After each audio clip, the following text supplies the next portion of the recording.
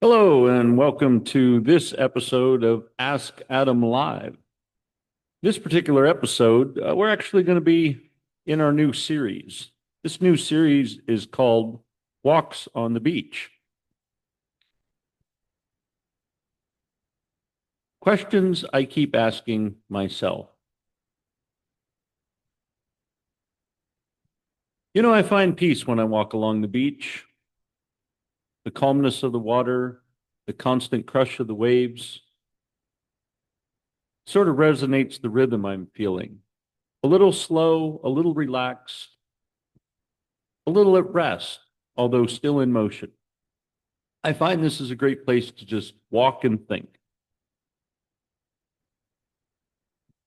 In fact, I think it's where some of my best thoughts come from, is along the water, on the beach, toes in the sand, water crashing on the sandy beach, sun rising, sun setting, sun at high noon, baking upon my shoulders.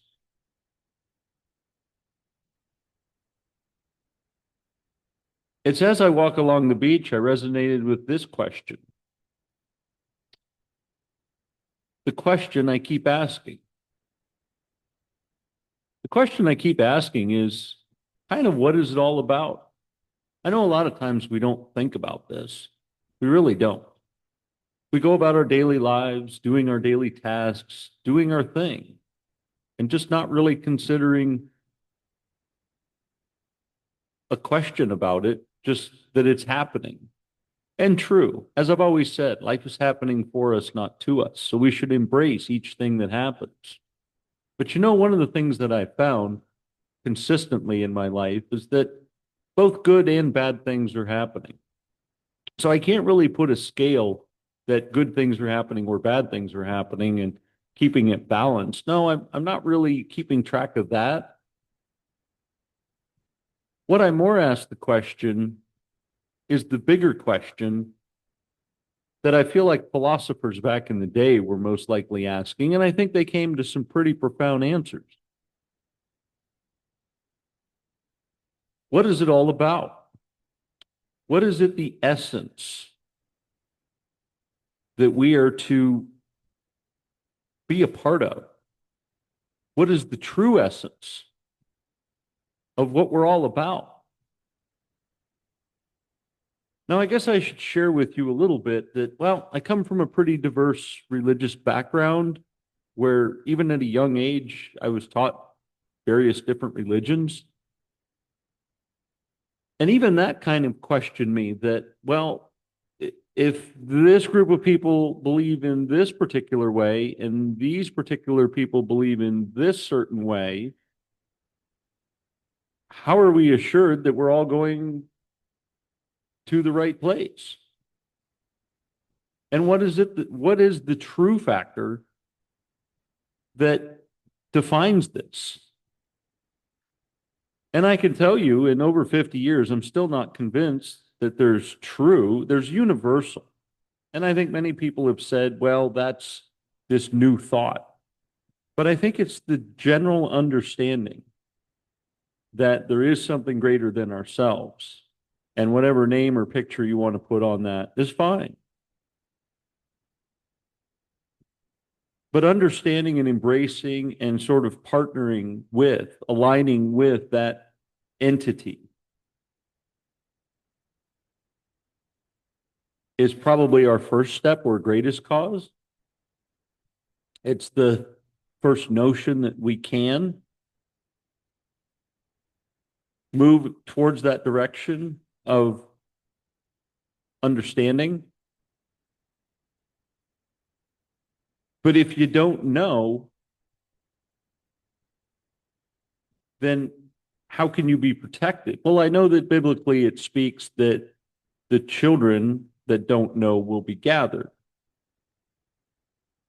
So it can't be that you know or don't know if the child is gathered, unless that's the sympathy of that entity.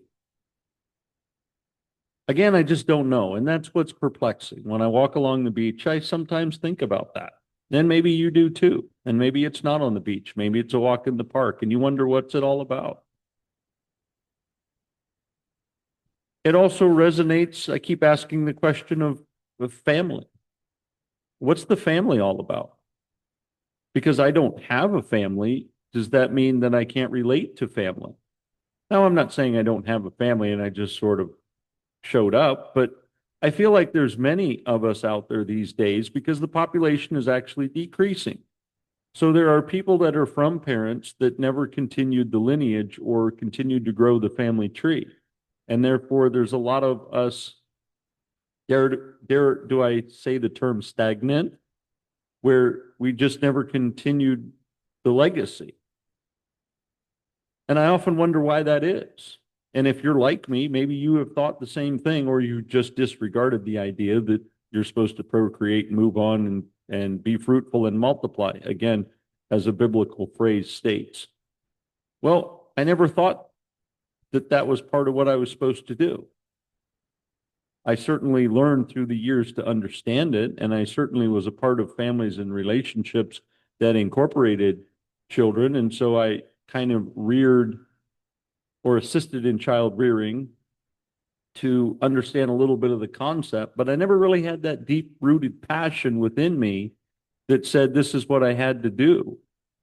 If anything, I actually had the opposite where I was like, that's something I don't want to do. And I was pretty proactive even at a very young age where it didn't happen. Yes, it didn't happen. Having a child, as many people say it, and sometimes people refer to their children of, oh, here's the one we didn't expect. I wasn't expecting ever. And I wasn't planning on expecting. I didn't create accidents of expectation. It just didn't occur. And so that's kind of a question I ask myself too, especially as I get older and I learn about friends and have friends that past friends, if you will, that I learn about that have had children and new friends who are either having children or grandchildren and relating to them and understanding them and how that is a part of their life and how they've adapted and how I didn't have to do that exercise of adaptation, at least not on the long term. Like I said, there was several other relationships in and out that I've had in my life where children were involved for a period of time, but I kind of exited and staged left. And I know there's some critics out there that are going to say, how could you do that? Well, because they weren't mine. And I know that sounds odd and cruel, but there wasn't the relation there. And quite frankly, the relation didn't grow beyond the family per se, at least not in my perception. It was with the person I was with. The peripheral relationships that would go is usually from family, right? Like how you understand family because you're family and you put up with family because they're family, right? It's just something that you kind of do. And there's no argument or separation from that, if you will. And so I never had that ingrained relationship with someone where the roots of the tree went out to even create that deeper relationship. Again, at least to my awareness, because it seemed like each time that I stepped away, or should I say, was asked or requested to step away, and still for not even a justifiable reason. So I don't want to beat my past relationship cohorts up too bad, but I think it was semi-superficial in the lack of understanding on their part, a little bit of the aspects of a relationship. And so I, politely exited and staged left. But I think it was deeply, some of that reason was because there wasn't the roots of ingrainment that was within the family. And so the question I keep asking is, how come? How come there wasn't that deep root of family created? And I keep asking, how was it easy to step away? And then I keep asking, is there a higher power that I should be, asking for forgiveness because I've done something like this? I think of some of the Catholic upbringing that I should have some level of shame. And if I don't have some shame, then I can't be repentant. And then if I'm not repentant, does that mean that there's some level of what they call purgatory for me? Because, well, I left things undone. Maybe a disruption. And let me be clear, these separations from people weren't violent per se. It was just a calm conversation like, hey, I think maybe you should move on. Maybe that was a self-worth on their part that they didn't think they could match, mimic, and stay with the level that I was at. I honestly don't know. I know certain times I was really uncomfortable and I expressed being uncomfortable. Much of that being uncomfortable was because there was a lack of camaraderie. There just wasn't that relationship there.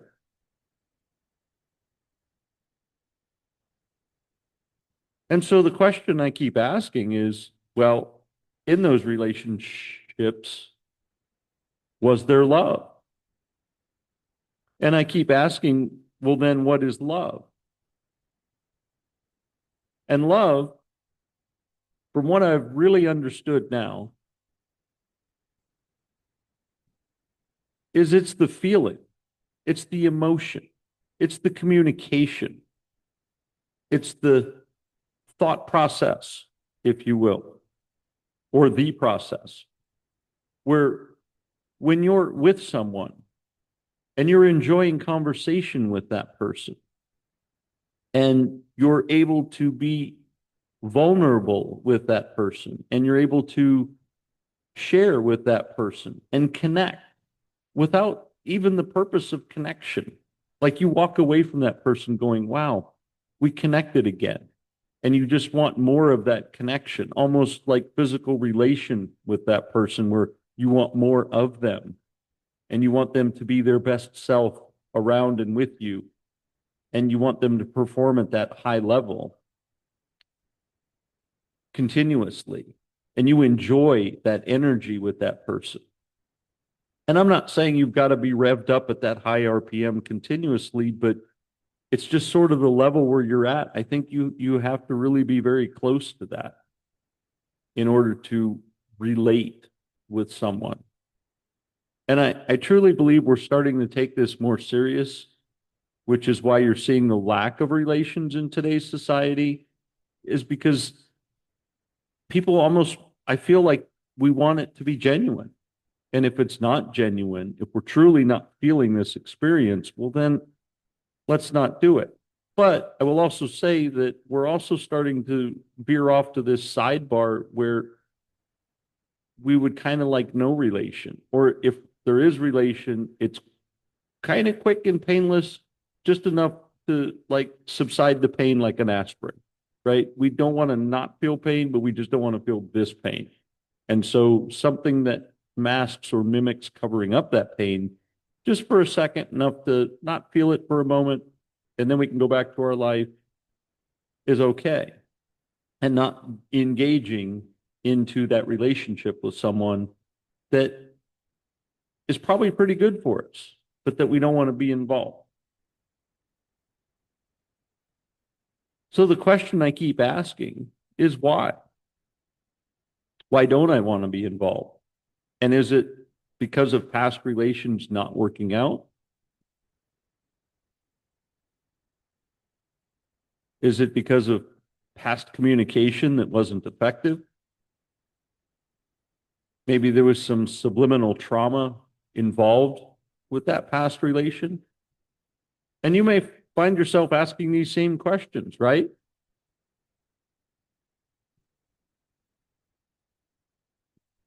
But I think the true definition with love is encompassing in that triangle of feelings and emotions and communication. Here's a good example. When you think about a food that you love, maybe it's grandma's chicken soup. And you just, man, you can go to the restaurant, finest restaurant in any city in the world, and they just don't make chicken soup like grandma, no matter how hard they try. It could be grass-fed chicken.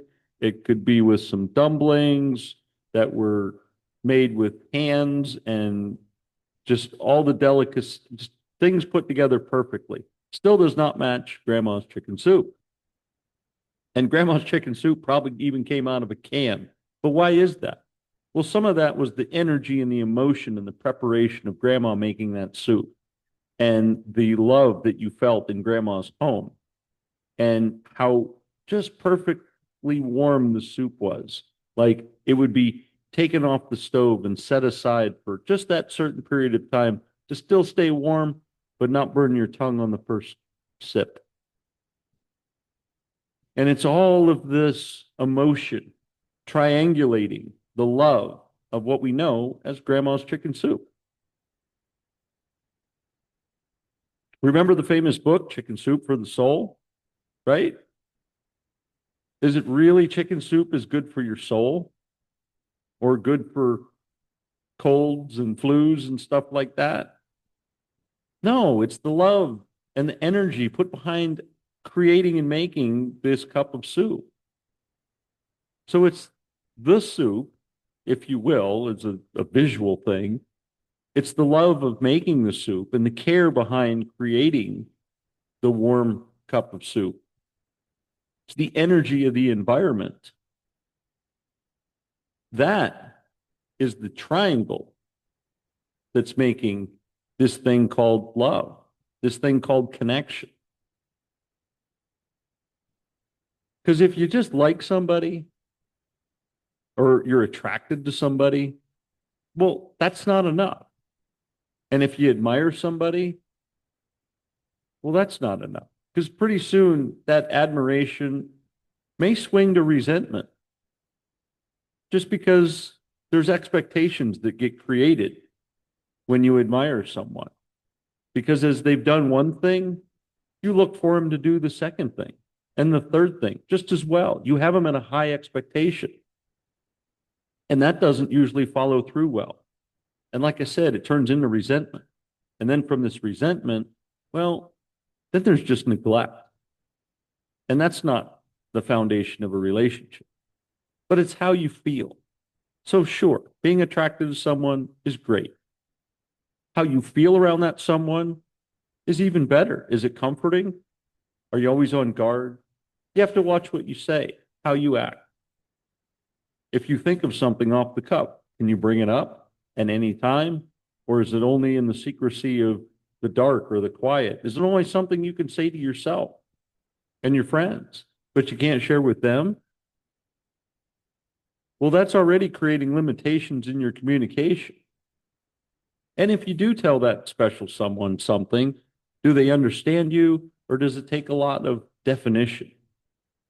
And do you have to like speak more or do they get you?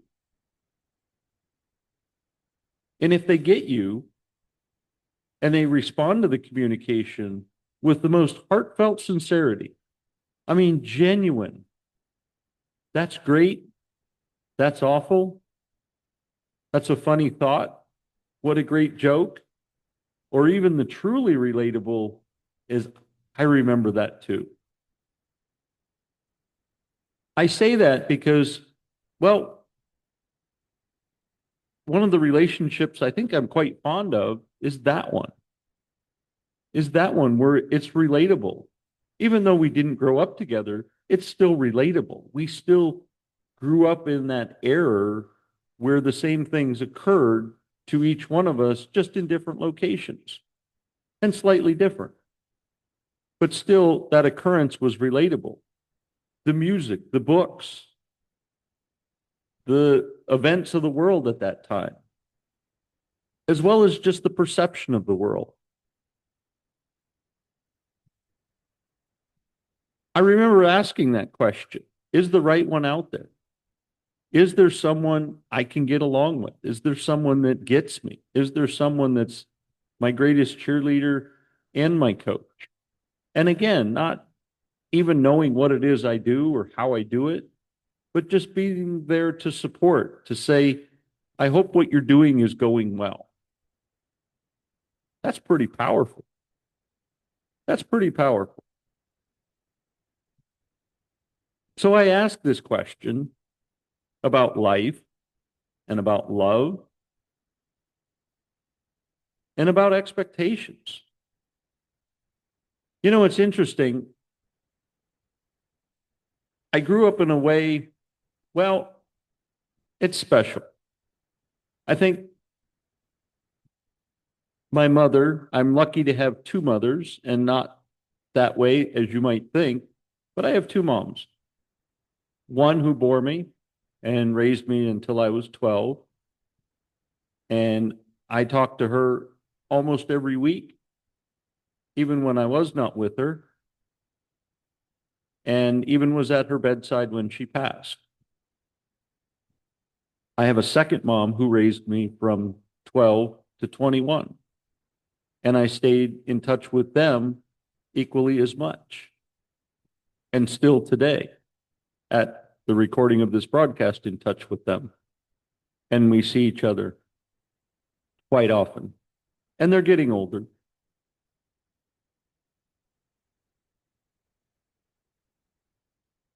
But I grew up with two different experiences. I grew up with one with struggle, with have-nots, but also had other things, had the development of self-confidence, had the development of knowing who I was, kind of what I was, a little bit of what I wanted to be. I grew up with some hardships, some confusion, some corporal punishment. Probably deserved it more times than not, but still quite harsh. I also grew up with liberal parents that also allowed me to kind of just do what I want, do as I wish, continue as I may, just check in, let them know I was all right. I also observed and participated in those that have things, obnoxious things. Two homes, yachts on the water, traveled the ocean, people that own corporations and toys. Imagine owning a racing team with several different types of racing boats. And because you wanted to go where the races are and be everywhere that your company was being, that you had your own personal helicopter that you flew, and not a toy helicopter. I'm talking an executive style helicopter that you had a license to fly so that you could get where you needed to be when you needed to be there without the constraints of commercial air travel. These were the people I grew up around. These were titans of the world, if you will. And so I would find myself asking that question. Do I need to be like them? Having seen them and observed them? Do I need to be in a needful position because that's where I came from? Do I seek the opposite? And because I came from a needful position, that I need to go to a never need again position from one extreme to the other? You know, I kind of just stayed middle of the road and absorbed so much of this in my life with just the understanding that it's okay. It's all right. It's life. It's their life. It's not my life, but it's their life. And my life will unfold as my life should. I don't ask myself those questions too often anymore. I think it's a little bit because, well, my hair's gotten gray, lighter, as they say. And I really don't question life as much. Not anymore. I found what grounded me was the profound sentence from my good friend Tony Robbins, is that life is happening for you, not to you. And to simply ask the question that I was asking through all of these fabrics of my life, this thread of questioning of why, well, It's because it's happening for me. And it's what made me who I am today. And the lessons that I'm learning now is what's going to make who I am tomorrow. And quite frankly, that is going to be the best version of me. Each and every day, I become a better version of me. Quite frankly, I'm a great version of me now. But I would like to be slightly better. I would appreciate a little better. Can't wait to experience better. But I'm also pretty content with where I'm at now. I hope you will take a stroll on the beach and find this contentment like I have. That you'll embrace just kind of being okay with life. Still have dreams and wants and desires and understanding your why. But don't question life too much. Don't, like me, have this question you keep asking and asking of yourself. Because I'm not sure that I really ever got the answer. I just got some experience. And I've balled up all that experience to consider I've lived a pretty good life. And I still have a lot more life to live. But to constantly be questioning it, like the question of why is this happening to me, or why relationships didn't work out, or why I'm not grasping this idea of religion and all different aspects of it, and how I couldn't just latch onto a relationship and have it make sense and know about it. And also understand just the career path of what I was supposed to be doing in life. Because I've jumped around from several careers as well. And I kept asking the question, is this what I'm supposed to be doing? Is this my life's purpose? I mean, I did finally come to that true answer, and that's, of course, what I'm doing with you today. But you ask the questions to seek an answer, but let it be the question you ask is the question that has an answer. And what I've shared with you today, well, I don't think it has a right answer. Are you with the right person? Well, that's how you feel with them. Do you emotionally connect? Is it easy to be with that person? And are you just naturally yourself with that person? And do they accept you every single day as that person? Well, then you're probably in the right relationship. And if you go to a place of worship that makes you feel warm each time you step in the door, that gives you comfort, that is a place that surrounds you with people who love you and protect you and care about you and give you the best advice.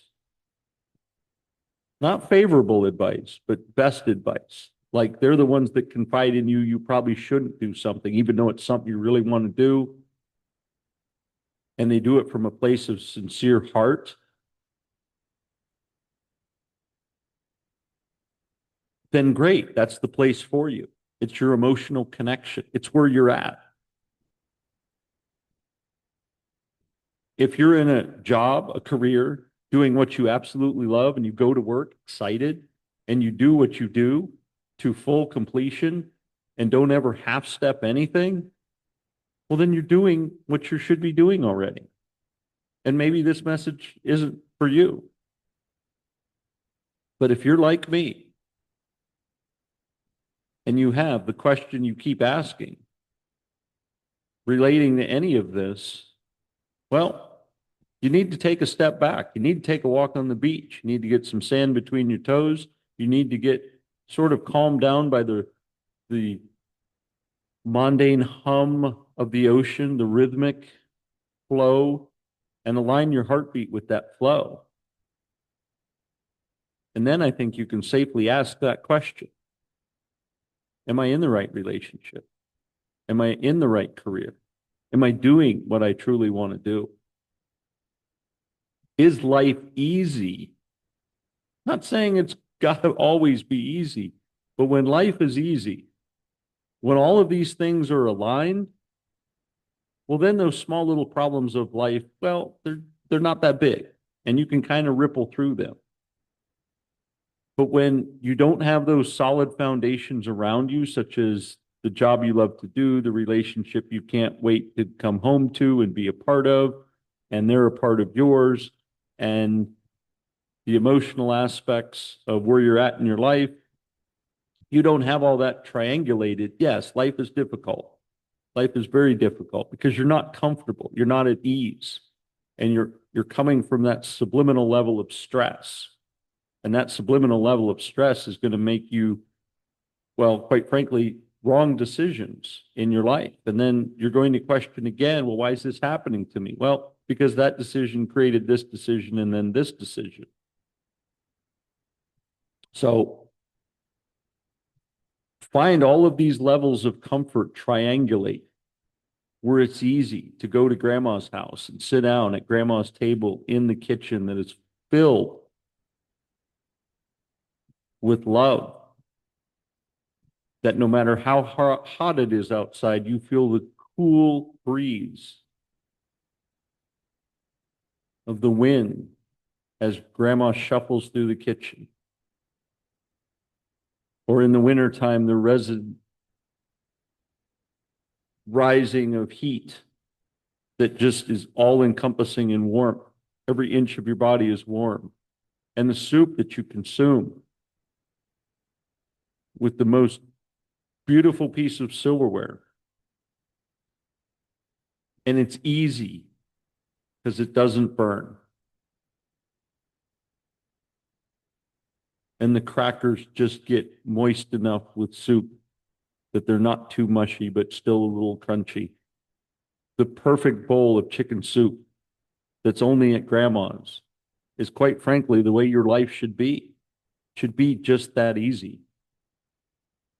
Now, I'm not saying you need to make drastic life changes after listening to this episode. I'm just saying if you feel like you're taking an uphill battle constantly, ask yourself, where's grandma's soup?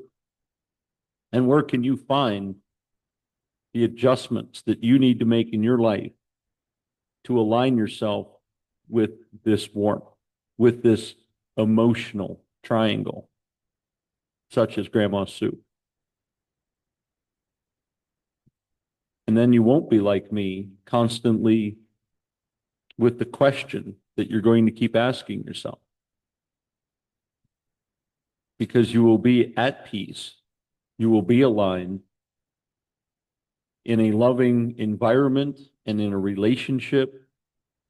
Your work is what you love. Your friends you can't wait to be with. That is truly the life we should be living. These are just some of the thoughts I have when I walk along the beach. This is some of the enlightenment that I get when walking on the beach. If your life is already here, I congratulate and applaud you. Your life maybe is close to here and you just couldn't pinpoint the last few steps. I hope you've appreciated this episode. And if you're still taking notes and you absolutely are spot on going, man, I really got to figure this out. Well, the first step is, like me, is just ask that simple question. Who am I? What do I love? What can I do? And who will love me?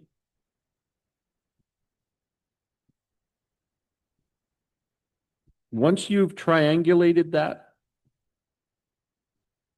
and put that together, I think you're going to live your best life.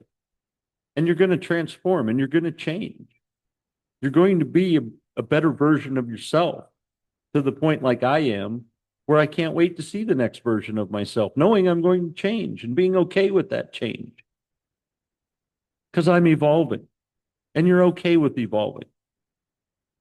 You're not dreading the next wrinkle. That's a line of wisdom. That's a line of maturity. That's that unbreakable fortress that no one can penetrate,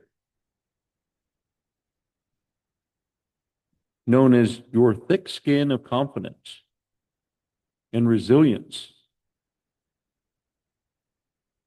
and some gratitude for that which you've experienced and some understanding that you could stand to experience some more.